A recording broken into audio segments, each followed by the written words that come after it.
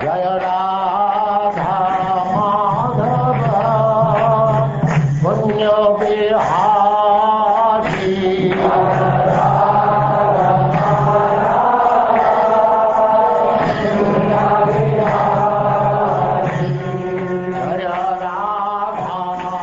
And now chapter 15, King Pritu's appearance and coronation.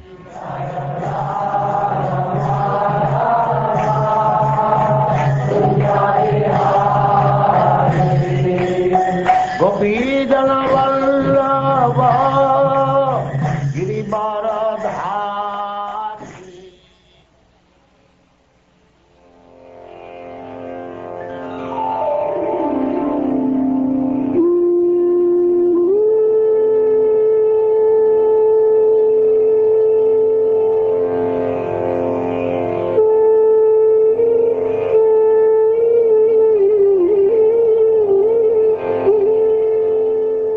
The great sage Maitreya continued, My dear Vidura, thus the Brahmins and the great sages again churned the two arms of King Vena's dead body.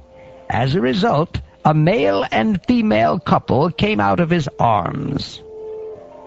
The great sages were highly learned in Vedic knowledge.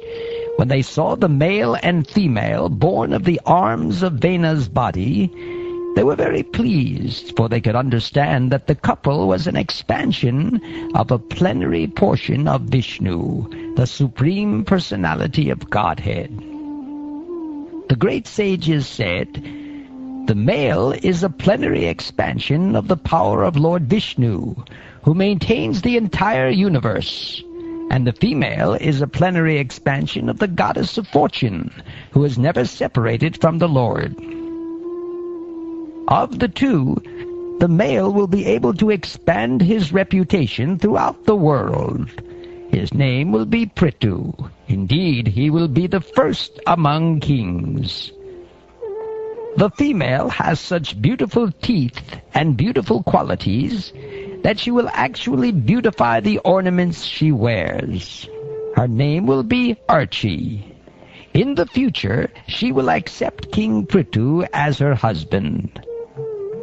In the form of King Pritu, the Supreme Personality of Godhead has appeared through a part of his potency to protect the people of the world. The goddess of fortune is the constant companion of the Lord, and therefore she has incarnated partially as Archie to become King Pritu's queen.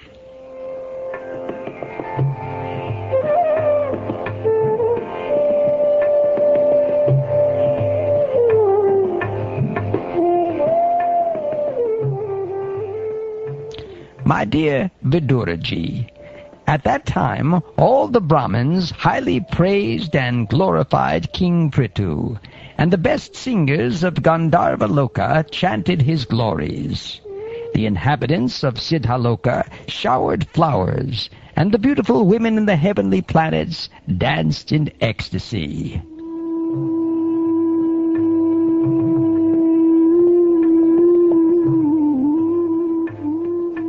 Conch shells, bugles, drums, and kettle drums vibrated in outer space. Great sages, forefathers, and personalities from the heavenly planets all came to Earth from various planetary systems. Lord Brahma, the master of the entire universe, arrived there, accompanied by all the demigods and their chiefs. Seeing the lines of Lord Vishnu's palm on King Pritu's right hand and impressions of lotus flowers on the soles of his feet, Lord Brahma could understand that King Pritu was a partial representation of the Supreme Personality of Godhead, one whose palm bears the sign of a disc, as well as other such lines, should be considered a partial representation or incarnation of the Supreme Lord. The learned Brahmins, who were very attached to the Vedic ritualistic ceremonies, then arranged for the king's coronation. People from all directions collected all the different paraphernalia for the ceremony. Thus everything was complete. all the rivers, seas, hills, mountains, serpents, cows, birds, animals, heavenly planets, the earthly planet, and all other living entities collected various presentations according to their ability to offer the king. Thus the great King Pritu, exquisitely dressed with garments and ornaments, was coronated and placed on the throne. The king and his wife, Archie, who was also exquisitely ornamented, appeared exactly like fire. My dear Vidura, Kuvera presented the great King Pritu with a golden throne. The demigod Varuna presented him with an umbrella that constantly sprayed fine particles of water and was as brilliant as the moon. The demigod of air, Vayu, presented King Pritu with 2 whisks or chamaras of hair.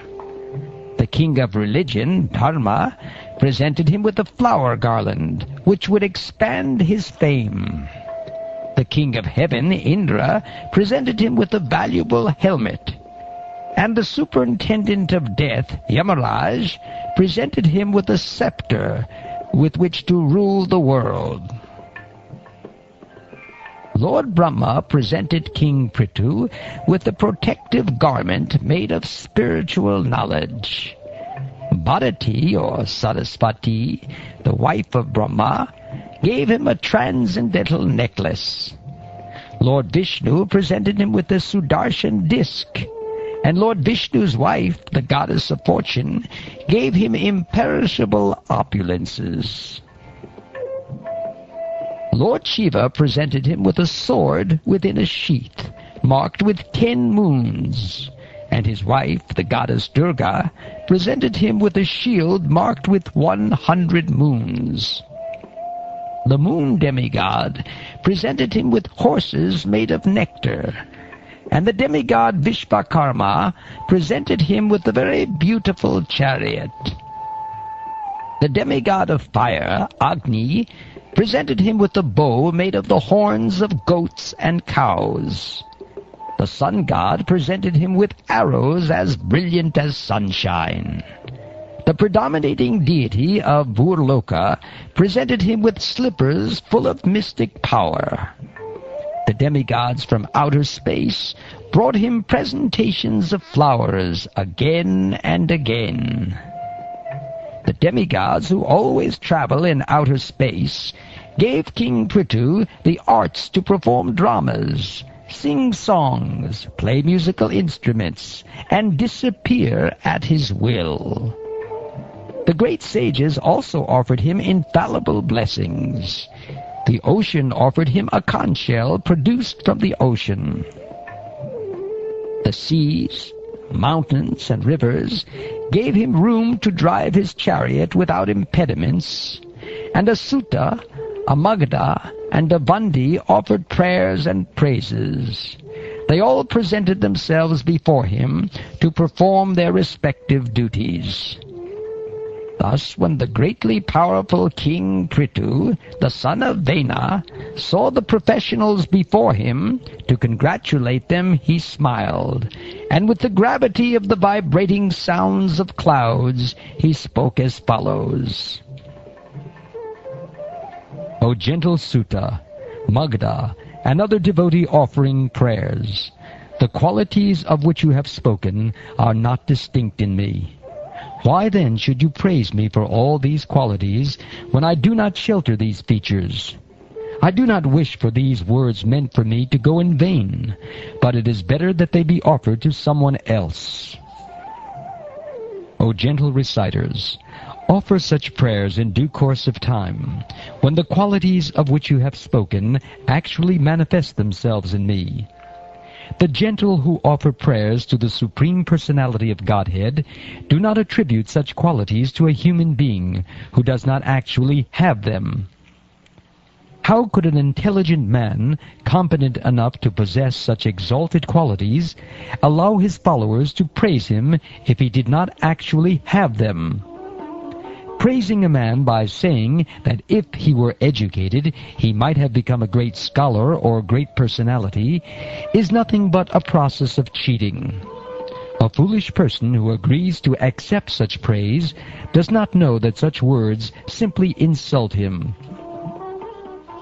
As a person with a sense of honor and magnanimity does not like to hear about his abominable actions, a person who is very famous and powerful does not like to hear himself praised. My dear devotees, headed by the Sutta, just now I am not very famous for my personal activities, because I have not done anything praiseworthy you could glorify. Therefore, how could I engage you in praising my activities exactly like children?